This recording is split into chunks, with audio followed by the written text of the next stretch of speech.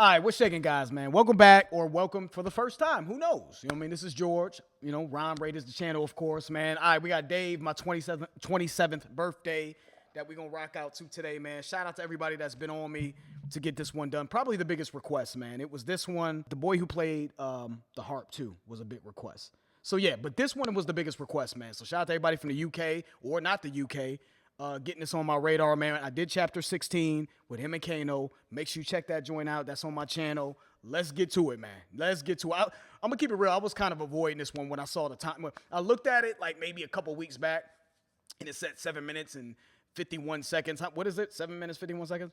Yeah, 7 minutes and 51 seconds. I was like, I'll get back to it. You know what I'm saying? I want to have enough energy, you know, so oftentimes when I see long records, I'm like, man, I don't have the energy.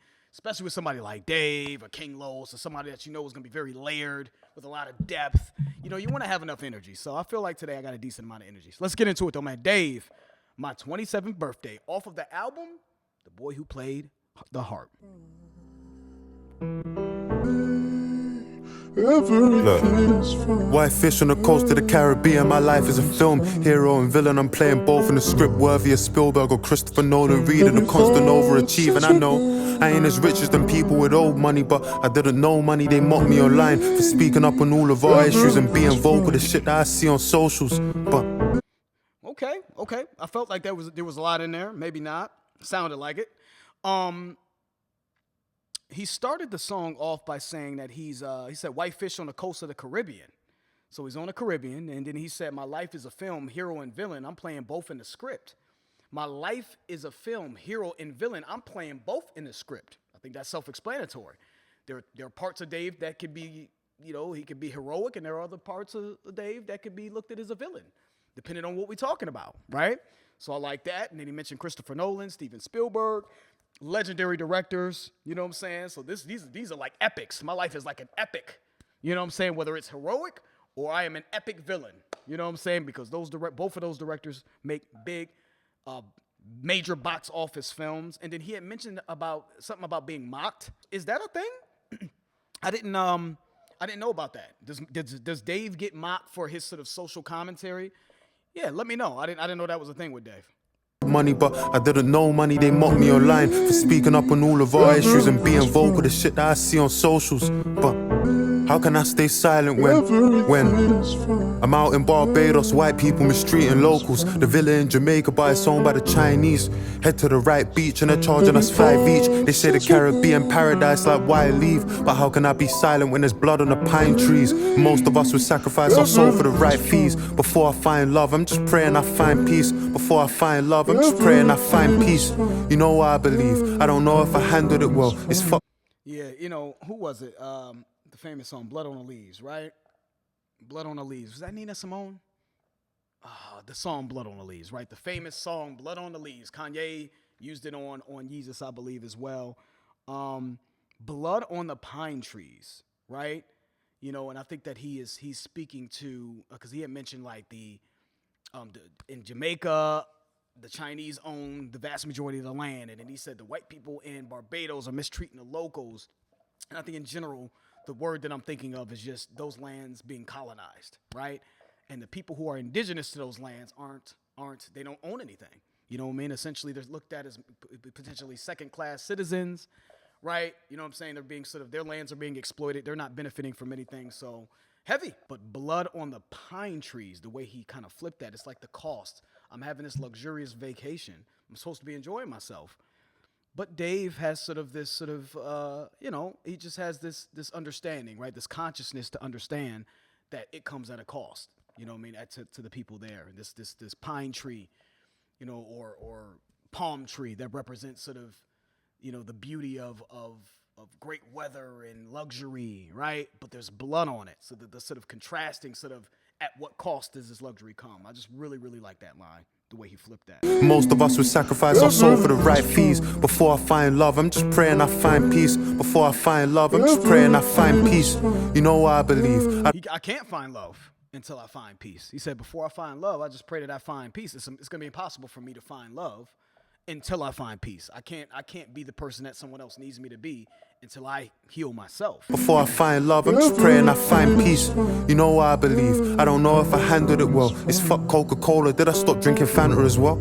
I can see the blood on the lyrics I write for myself. I cried about slavery, then went to Dubai with my girl. Surely I ain't part of the problem, I lied to myself. Jewels that my people died for are a sign of my wealth. My work is a physical weight on my life and my health. The last couple years feel like I've been inside on a shelf. I just phoned Sench and I said you inspired myself. I don't feel a He had some pretty heavy lines, man. Excuse me. Back to back there. You know, he mentioned Coca-Cola. He's like, I stopped drinking Coca-Cola, but does that mean I have to stop drinking Fanta as well, right? Or something like that, right? He's drinking Fanta, and I think that that's sort of the whole Israeli-Palestine conflict. It had something to do with that. You know what I mean? So I feel like he's seeing these things, right? These ills of the world, right? People suffering. So on one hand, he's taking a stance to sort of support it, but he feels like hypocritical because then he's drinking Fanta. So that's his way of saying, you know, on one hand, I'm denouncing, you know, whatever's happening to these people here, or supporting a company, or being in support of a company that's allowing these things to happen to these people in this area.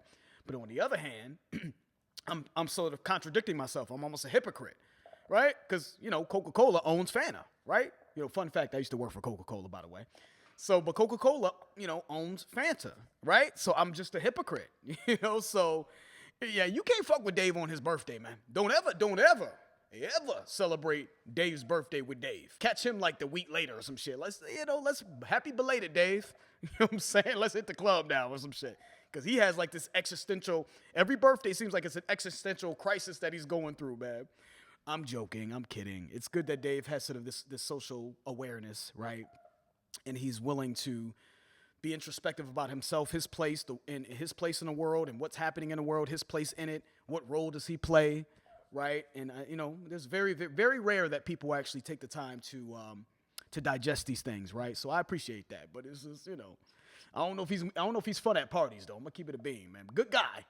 I don't know if he's fun at parties. Let's keep it going though. If I handled it well, it's fuck Coca-Cola, did I stop drinking Fanta as well? I can see the blood on the lyrics I write for myself. I cried about slavery, then went to Dubai with my girl. Surely I ain't part of the problem, I lied to myself. Jewels that my people died for are a sign of my wealth. Yeah, jewels that my people died for are a sign of my wealth. So I think he's talking about blood diamonds there, that whole thing. Then he mentioned, what did he say, go to Dubai? I say no to slavery, but then I go to Dubai with my girl. So I'm taking these lavish vacations to Dubai, right?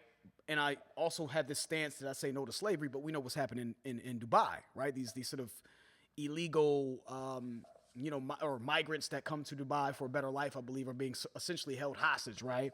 You know what I mean? It's essentially modern day slavery that's happening over there. So he's talking about that. Then he's talking about blood diamonds, right?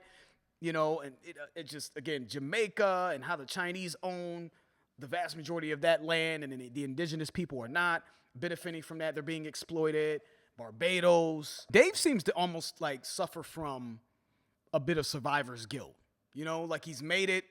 You know, he's living this lavish life, man. He's at extreme privilege. It's interesting, like, you know, Dave seems to have, you know, seen both sides of the coin. He came up, he didn't have a lot of money. He was in the streets, I believe. And all of a sudden, he's made it to be this famous rapper. And I think he has this survivor's guilt. And it's just like, man, you know, like, I'm not even supposed to be here. Statistically, this wasn't supposed to happen for me. You know what I mean? I feel guilty. Like, you know what I mean? I know firsthand what it feels like to not have and to struggle and to come from these environments. And then also now, you know, you sort of multiply that now when you have a lot of money. There are people pointing at these celebrities, these people who have extreme wealth, I'm assuming for Dave. And there's sort of this moral obligation to do more for people that's outside of your circumference, not just your family. You got all this money, man. Dude, is that really supposed to happen? Is one man supposed to be a millionaire while other people are starving? So then you have, you know, people from all sides, right? Sides that didn't exist before that are looking at you like you have a moral obligation now to sort of, you know, help people and be aware of this, right? So it's just opening up his world to all these other things. You know, was Dave thinking about the people in Jamaica suffering when he was on a come up, when he was in the streets of UK? Was he thinking about that? No, now that he's gotten a lot of money, now his worldview is open, right? And he's like, damn, but he feels guilty about it. But at the same time, there's the other side, because he said, you know, this story is about a hero and a villain. I'm still going to these clubs, though. You know what I'm saying? I'm still taking these lavish vacations, but also at the same time, my worldview, my scope has broadened, and I can see the cost of this, right? You know what I mean? Not the actual monetary cost, but what had to happen in order for these vacations to happen, right? What about the local people that are suffering? So, yeah, really dope from Dave. Cause a physical weight on my life and my health. The last couple years feel like I've been inside on a shelf. I just phoned Sench and I said you inspired myself. I don't feel a spot of jealousy inside of myself. But when I'm all alone, I won't lie, I question myself. Am I self-destructive? Am I doing the best for myself? I know I love music, but I question the rest of myself. Like, why don't you post pictures, or why don't you drop music? Or why not do something but sitting and stressing yourself? 10 years I've been in the game and I won't lie, it's getting difficult. This shit used to be spiritual. We don't need no commentators, we can leave that to the sports. Just listen to the music, why do you need somebody's thoughts? And some of it constructive, but the most of it is forced. And why we can't. Okay, that's real. He said we don't need no commentaries, right?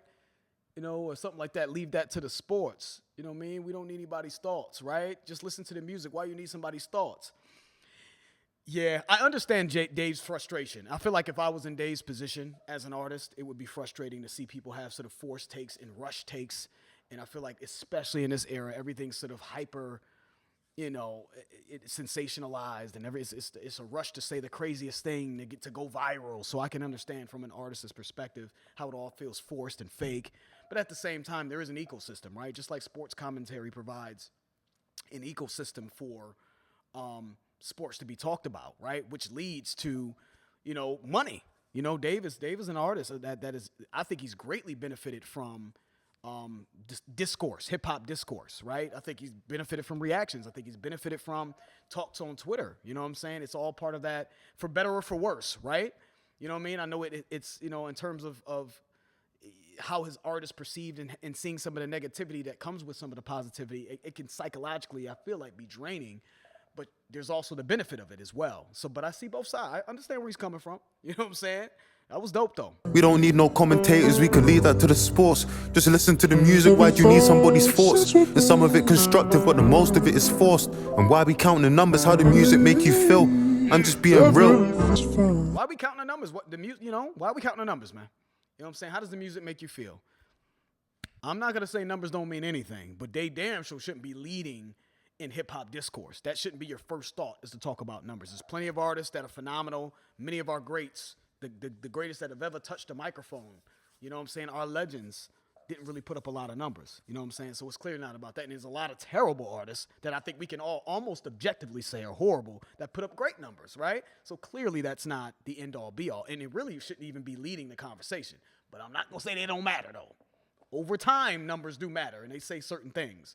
But no, that should not be the primary discourse for talking hip-hop and bringing up somebody's numbers. Well said, Dave. You need somebody's thoughts, and some of it constructive, but the most of it is forced. And why we counting the numbers, how the music make you feel? I'm just being real.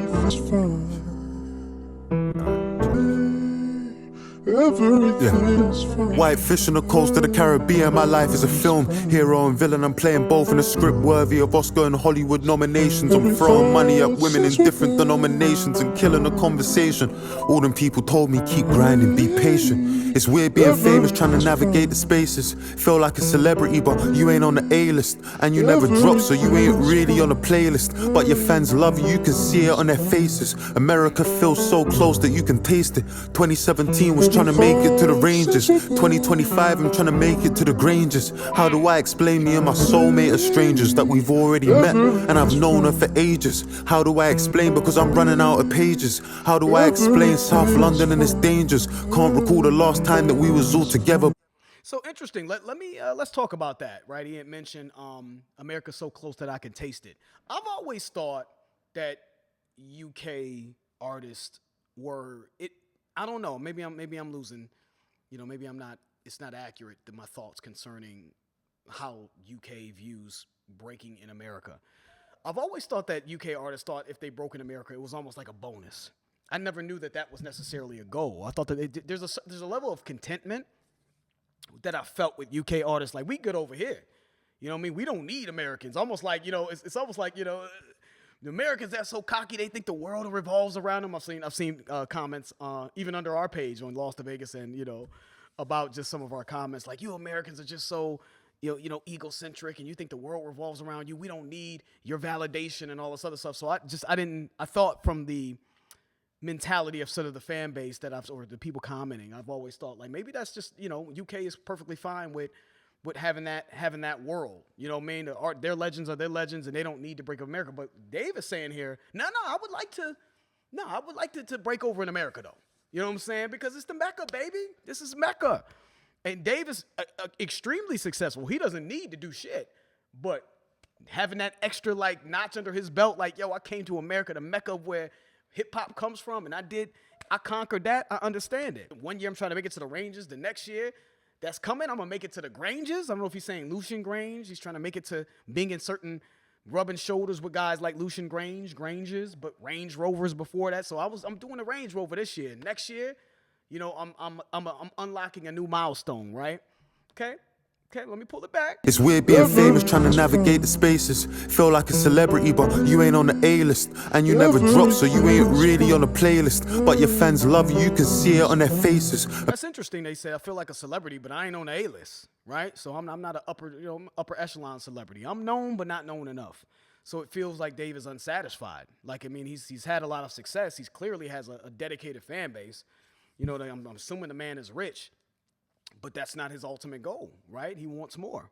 It's just interesting hearing Dave care about that because that's not what I got when I've listened to Dave in the past. And again, just that demographic in the UK, I just never got that was even something y'all cared about. Not to say that it wouldn't be nice. Like if I make a song and it happens to blow up in America, cool. Like maybe my label throws somebody on the radio over here, and cool if it blows up. But I'm good, and I'm not saying he's not saying that, but he does seem to care to some degree on conquering and having success here. So that was eye-opening to me. America feels so close that you can taste it. 2017 was trying to make it to the Rangers. 2025 I'm trying to make it to the Granges. How do I explain me and my soulmate are strangers that we've already met and I've known her for ages? How do I explain because I'm running out of pages? How do I explain South London and its dangers? Can't recall the last time that we was all together, but all I can remember the Olympics was in Beijing. Moved to Dubai, that's for the taxes that they take in. Or moved to Qatar, feel the breeze on the beach. But how can I explain to my kids that it's fake win? Free but I'm broke, have me feeling like I'm caged in. How do I explain 2 pounds got you 8 wings? How do I explain my Dave is talking about everything. I think Dave is talking about everything in society. You know what I'm saying? He's talking about inflation. I think that last line, 2 pounds got you 8 wings. Now it's talking about inflation, right? 2 pounds. 2 pounds though in America, man. 2 pounds? Oh, you probably get a 10-piece here, man. You spending pounds. You know what I'm saying? So that's good. But inflation and then the Qatar fake wind. How do I explain to my son about that, right? This is sort of like the luxury, money moves everything, it runs everything, just the sort of that. And then there's, what else did he say? Are strangers that we've already met and I've known her for ages.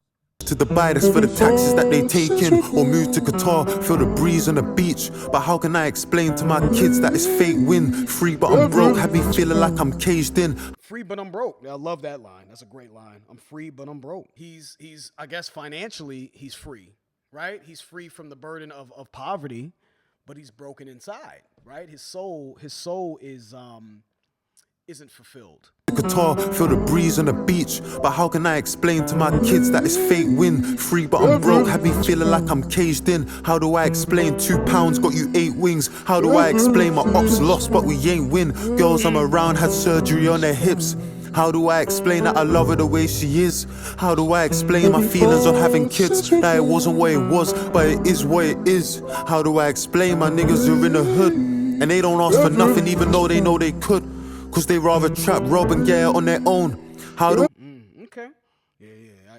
I don't think I need to know. I think this is like Dave's life story here. Like I feel like I can like listen to this song at this point and know everything about Dave. You know what I mean? He's talking about his girl getting surgery and I love her the way she is, but she feels the pressure of probably looking good for him because he's a famous rapper and he has girls coming and I'm sure in his DMs, so she feels the pressure of trying to look her best possible, to look the best, right? You know what I'm saying? And take extreme circumstances like get on a surgery table and get a BBL or what have you, right? I love you the way you are. She's not going to hear that because, she sees the competition, right? Or even if the competition doesn't exist, she feels that, right? So there's pressure there. How do I explain my ops lost, but we ain't win? Girl, Yeah, how do I explain my ops loss, but we ain't win? The way I'm looking at that line is that, seeing my enemy suffer, revenge or what have you, it doesn't, how does that benefit us? What do we gain from that? Like, you know what I'm saying? Like, at the end of the day, it isn't fulfilling our souls. You know what I'm saying? It's not making me happy.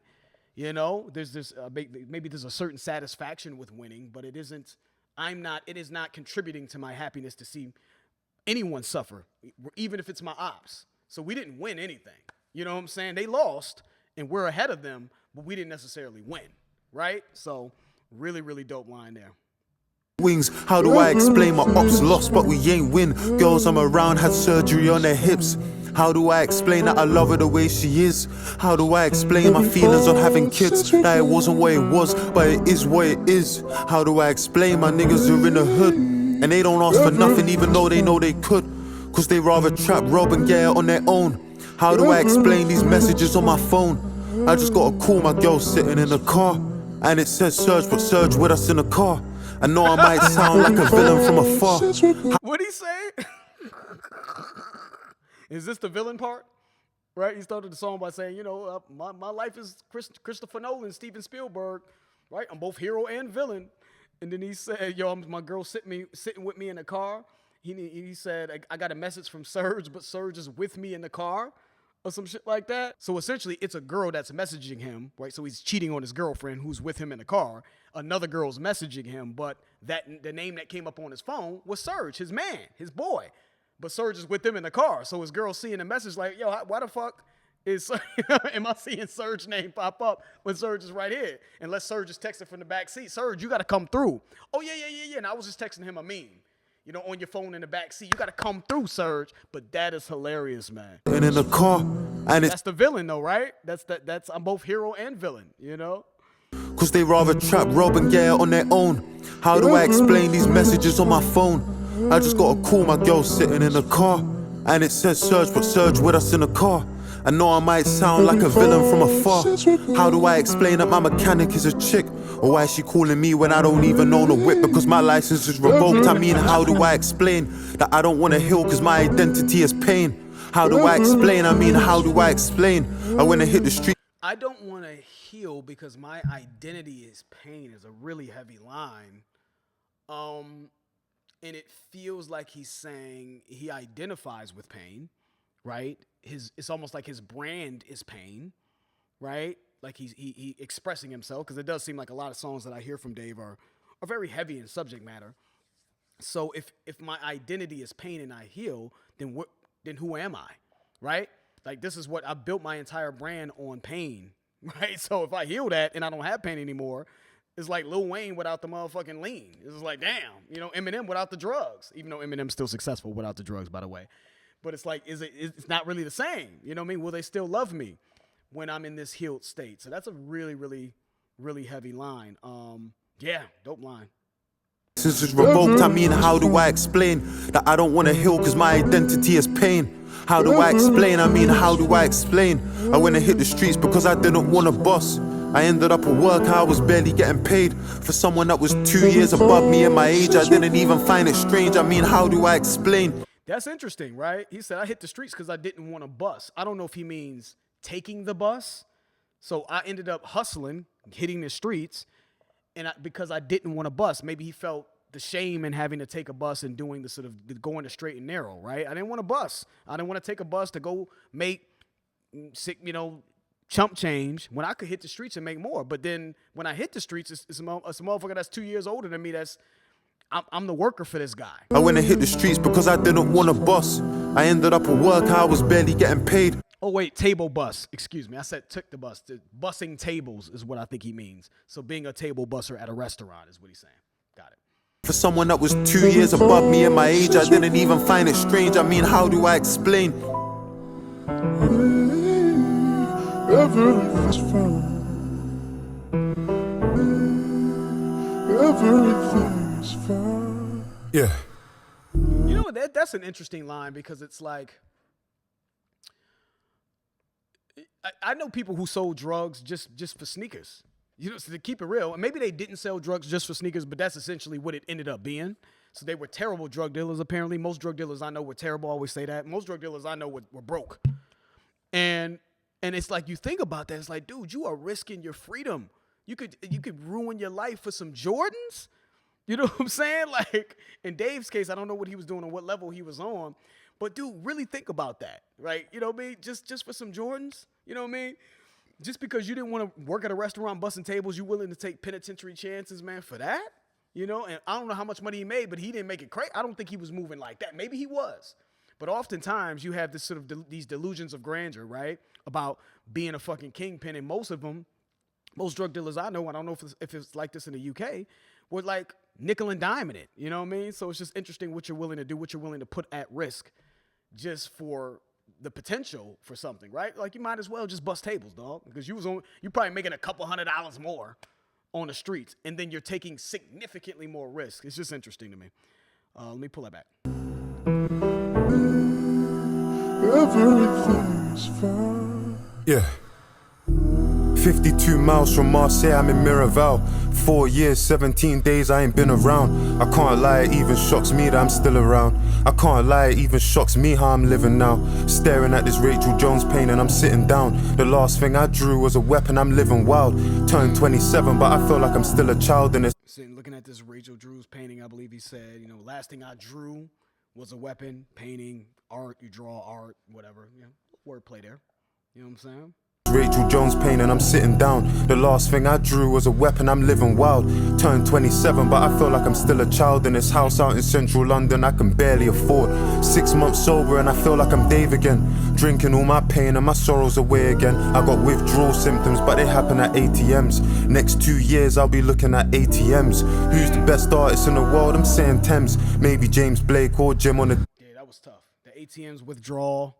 You said something about alcohol, withdrawing from alcohol. Let me pull that. London I can barely afford. 6 months sober and I feel like I'm Dave again. Drinking all my pain and my sorrows away again. I got withdrawal symptoms, but they happen at ATMs. Yeah, that was tough. So, you know, so he said 6 months sober. So he was, you know, was struggling with alcohol addiction, right? And he said withdrawal symptoms. So when you are, you know, when you're trying to get over any sort of addiction, right, you have withdrawal symptoms, right? But he said they happen at ATMs. So now he's talking about two things that he struggled with, is how I'm taking it. He struggled with getting over alcohol for 6 months, right? That was something that he struggled with. But he also had withdrawal symptoms, as in he's taking money out of the bank. So I don't know if he's spending recklessly, you know, spending money frivolously, you know, bad habits, bad spending habits, bad money management. They happen at ATMs. You know what I'm saying? That was cool. And then he said something, I think he said the next year, I'm going to get to 80 M's. I think $80 million is what he said. So the wordplay in that was really clever. Who's the best artist in the world? I'm saying Thames. Maybe James Blake or Jim on the day, depends. Let's see who quits now, we ain't getting paid again. Yeah. I'm just here drinking liquor by myself. Is my music just becoming a depiction of my wealth? Never trust a... Anybody who knows, man, if y'all don't know what's up with me, man, I am a drums and hip hop guy. Just am. It's just what I like. You know, everybody all y'all can start your own YouTube channels up and tell the world what you like and express your opinions, okay? If you are clicking on my channel, understand that I like drums and hip hop. It's hard for me to love hip hop when drums aren't in it. Now, are there songs that didn't have drums that I love? Of course. Of course. There's a decent amount of songs that I've loved. Generally speaking, no, I don't like talking about the exceptions. I like the rule. For me, the rule is you need drums of some sort. They don't have to be hard, punchy, overbearing drums, but something, right? And that's the only thing I was going to say when I was like, okay, I don't know if the whole song is going to be just, you know, everything is fine with just a guy singing in the background, no drums, no actual sort of rhythm in the music. That was going to be my critique of this song. I'm like, it's just dragging. Because there's nothing there's no stimuli in the music. It's just, you know, so I'm happy that the bottom line is I'm happy that the drums came in here. So let's see what he does with it. Blake or Jim on the day, depends. Let's see who quits now, we ain't getting paid again. Yeah. I'm just here drinking liquor by myself. Is my music just becoming a depiction of my wealth? Never trust a girl whose lock screen's a picture of herself. I had to learn that shit myself. Now I'm sitting by myself with no... Is Dave's music a depiction of his wealth? Is his music? He said, "Is my music just becoming a depiction of my wealth?" I don't know. I mean, I guess again, I haven't delved into Dave's catalog. Is that what he's on now? Is he talking about flossing, money, material things? I mean, I've heard him have a few bars here and there, but damn near every Dave song I've heard, if you go back in Lost in Vegas, even off the channel, I feel like I've heard a couple songs. I mean, I haven't delved into Dave's catalog because it's just I feel like when because we'll do a reaction to a song and then I'll listen to it off the channel and I'm like, yeah, I just can't get into it, and it stops me from really delving into his catalog, if I'm being honest. So I don't know if he's talking about flossing a lot in his music. So it's just interesting for someone like Dave to even to say some shit like that. Like, what do you mean your music? Maybe there's a lot I need to learn about Dave. My wealth, never trust a girl who's lock screens a picture of herself. I had to learn that shit myself. Now I'm sitting by myself with no girl. Like shit, I really did this to myself. 20. I love that line. Never trust a girl whose lock screens a picture of herself. So what that's saying is a woman that's self-absorbed, who's self-absorbed, cares about herself, maybe arrogant. There's a certain level of vanity that's associated with that, right? Someone that's just super into themselves, and then what comes with vanity, typically women that do that, is attention seeking, and then what does that lead to? Maybe potentially disloyalty, yada, yada, yada. But it's a red flag, right? And I love that he said that. That was a really dope line. Let me pull that back. Is my music just becoming a depiction of my wealth? Never trust a girl whose lock screens a picture of herself. I had to learn that shit myself. Now I'm sitting by myself with no girl. Like shit, I really did this to myself. 27 and I'm terrified of living by myself, cause there's a kid inside myself I haven't healed. And me and him debate each other. I can't love myself. I'm made from two people that hate each other. My parents couldn't even say There's a kid inside myself and me and him hate each other. Then he said, how can I love myself? I'm made from two people that hate each other. Tough, heavy line. So I'm assuming his parents, I don't know if they were ever together or if they were together, but then they got a divorce. So there's a hatred there. And you know what I mean? It's almost like I'm the spawn of hate. I was born out of hate, or I was raised in hate, right? So of course, like how I look at myself and how I act and how I present myself to the world or what I'm going through internally, a lot of that has to do with my childhood. And he had mentioned this whole theme. It seems like it's a sort of theme in this song. He said something about, I'm 27 years old and he just feels like he's a kid. He said something earlier in the song as well. But that inner child, man, you go to therapy. What do they always say, man? It almost always, whatever's ailing you, whatever's holding you back, whatever you need to heal from, it almost always stems back to whatever you experienced in your childhood, right? So he's still a kid, he feels like, right? And he still has to heal. Yeah, that was a really, really dope line, though. Debate each other. I can't love myself. I'm made from two people that hate each other. My parents couldn't even save each other, made each other unhappy. Used to be excited by the block, but size doesn't matter. You supplying it or not, sling a shot. I could've really killed a giant with a rock, but that's a life that I forgot. And my young boys are sliding over what? I don't know. Is that a David and a Goliath play there? David and Goliath slingshot, kills the giant with the slingshot, but then he's playing on being in the streets, selling drugs. I was just like, okay. The rock, but that's a life that I forgot. And my young boys are sliding over what? I don't know, cause I ain't spoke to him in time. Ain't afraid of getting older, scared of being left behind. And then I question. Ain't afraid of getting older. Man, just Dave has so many lines in here with so much depth. Kudos to Dave, man. This might be the best thing I've heard from Dave. It's in the conversation from the best writing I've heard from him. This is impressive. Because he said, I'm not afraid of getting older. I'm afraid of being left behind. I'm not afraid of aging. That's not the issue. You know what I'm saying? It's the sort of broken relationships with family. It's my inability to find love, I think he said that in chapter 16, his inability to sort of connect with women because of whatever he's dealing with internally. It's not being in contact with my friends, missing out on just sort of disconnect that I had with my friends and my family, with myself. And it feels like I'm being, there's a disconnect. There's a detachment from these things that are important to me in my life, right? I feel like I'm going to be left behind, Really, really dope line. Ain't afraid of getting older, scared of being left behind. And then I question, will I live my life and resent? Is anybody ever gonna take my kindness for strength? I gave Tisha the world, it weren't enough, and then she went. Everybody's making. He said, is anybody ever gonna take my kindness for strength? You know the old saying, right? They don't mistake kindness for weakness, right? People mistake kindness for weakness, right? When are they going to take that as strength, a sign of strength? To be kind is to be strong, Yep. That doesn't happen.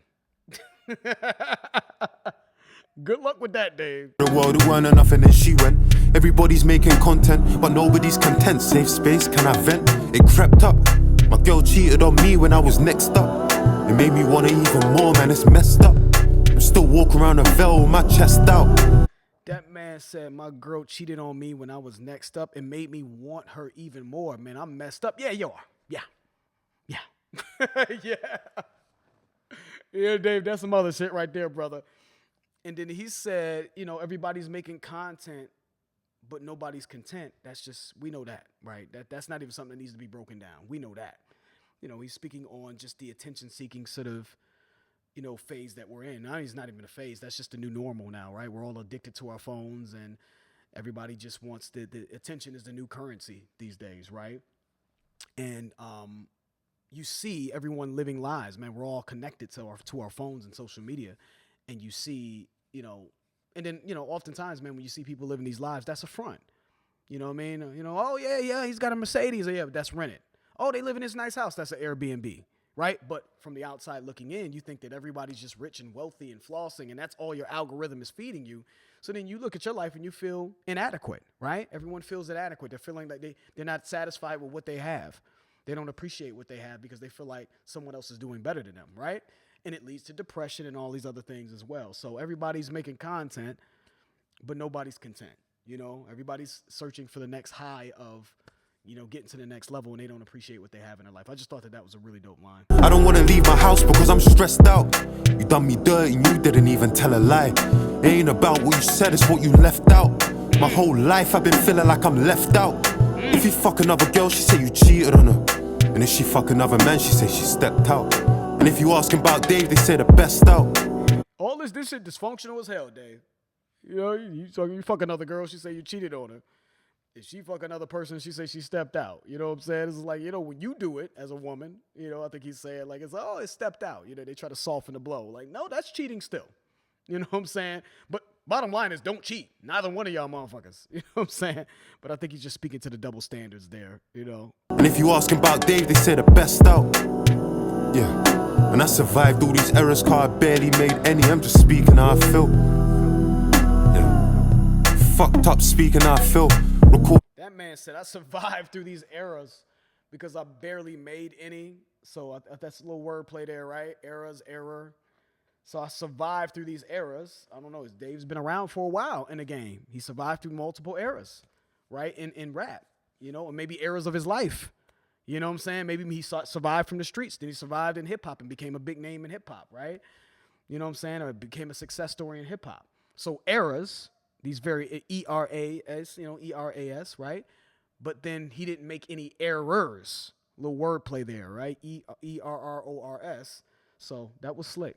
You know what I mean? That was slick. So I barely made any errors, man. I had to, I'm not perfect, but I had to make the right decision at the right time to get to where I'm at to survive these errors, Fucked up speaking how I feel. Recording to the morning, I ain't even had a meal. I dropped Joni home and fell asleep behind the wheel. Driving at 100 an hour, I switched gears. I ain't spoke to 169 in 6 years. Don't even get me started on this shit's weird. Call me what you want, but with music I'm sincere. You wanna know the reason it's taken me 4 years? It's not cause I'm surrounded by yes men and sycophants. It's cause I'm with producers and people that give a damn. It's me who's gotta carry the pressure, I live with that. All I thought about is the song we could give the fans when I was out there getting stood up by artists I'm bigger than. I don't want no girls around when my nieces they visit, man. They might see the way that I'm living, I figured that. I wanna be a good man, but I wanna be myself too. And I don't think that I can do both, so I can't let her too close. It hurts, but I'm still moving. Feel like it's me versus me, and I'm still losing. Okay, I like the way you ended that. Yo, my boy, it's just like what you saying. You know, man, I had to check you on your fucking birthday, my boy. Yeah, kudos to Dave, man. Listen, that's probably, it's up there. It might be the best lyrical display that I've heard from Dave. And that's great, man, because I've been doing Dave reactions now from being between this channel now and obviously, of course, my other channel, Lost in Vegas, for years. And that is up there. That was special. What Dave did on that, I appreciate, man. It's just, we got a raw sort of portrayal or raw sort of portrait of Dave where he's at currently, right? And he's thinking about things bigger than himself, but he's also struggling with, He's got some sort of these demons that he needs to heal, you know, these internal things that he's dealing with. You know, obviously he's cheating. He talked about that. You know, he talked about cheating on his girl. He talked about being disconnected from his boys. I ain't talked to them in a minute. He's alcohol addiction, you know, his sort of spending money recklessly. Then he talked about, you know, how he feels hypocritical and, you know, like a hypocrite, man. And, you know, I'm going to these lavish vacations and this and that, man. But you know, what about the people who are in these locations, right? So he has this sort of deep, this feeling of sorrow. But like he's the sort of contrast is like life is great for him, but there's this sorrow that exists because of his inner demons and also what he sees happening in the world. He mentioned blood diamonds and the Palestinian sort of Israeli conflict, and then he mentioned what else? Colonization of islands and all these things, man. So yeah, on his 27th birthday too. You know what I mean? So I appreciate that. I appreciate the introspection. I appreciate the vulnerability. I appreciate his willingness to be raw and honest in his music and the skill. I just think Dave has so much depth and he's very, very clever. You know, on top of that, that's important to me because we could talk about all the ills of the world all you want, but it needs to be written in a clever manner for me to really, truly look at it a certain way. That's just me. And I thought he did all of that in this song. Is the song for me? No. This is not a song that I could see myself revisiting again. It just drags musically. Oh, the music, it's not about the music being dynamic. The focal point is the lyricism and this, and I understand.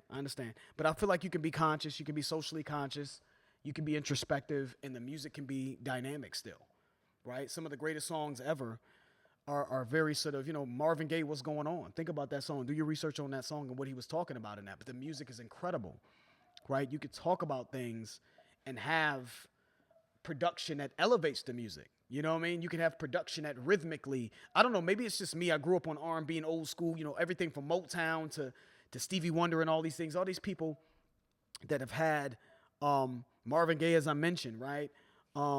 You know, even conscious bands like The Roots. The Roots were groovy. They had groove, but they still talked about real shit. So, you know, and again, this is all subjective. Just because I don't like the music, you guys could think it's amazing. You know, but it for Dave, that has been the constant sort of thorn in my side with his music. I appreciate it. I think he's an excellent lyricist. And I think with something like this, Dave's name needs to be thrown in a hat. You know what I'm saying? For one of the best lyricists in the world. He's up there, man. So I understand the sort of gravity behind the stuff that Dave writes. And I appreciate it. I really do. But the thorn in my side for his music is all for him is the actual music itself. It feels like it's lacking for me almost all the time. So this isn't a song that I'm going to revisit. It's a song that I appreciate. But nevertheless, man, if I put on my artistic hat, I'm judging artistically, this was an excellent song. If I'm putting on my do I just like the shit hat? No. Do I understand now when I listen to this, now that I'm thinking about it, how Dave can come off sort of sanctimonious, you know, a bit self-righteous sometimes? I can understand that criticism of Dave, but I think that is genuine. But I can understand people listening to this and being like, oh my God, eye roll, right? Yes, the world is bad, we know. But ultimately, you know, I think that he wants to be a good dude, and he's just kind of going through this process of healing himself. And I think that this is the start of it. This is the start of healing. You know what I mean? Like you gotta go back to your childhood. You gotta, you know, talk about what's ailing you. You gotta have these really deep, dark sort of conversations with yourself, man. And then this is the start of it. So I feel like at the age of 27, him starting this journey, I think will get him to the point where he's looking to be. And I think that he'll become a little bit more enlightened and healed. So kudos to Dave for this, man. Shout out to everybody that requested that. That's the end of the video. If you enjoyed it, please hit the like button. If you haven't subscribed, please subscribe. I'm George. This is Rhyme Rate. I'm out.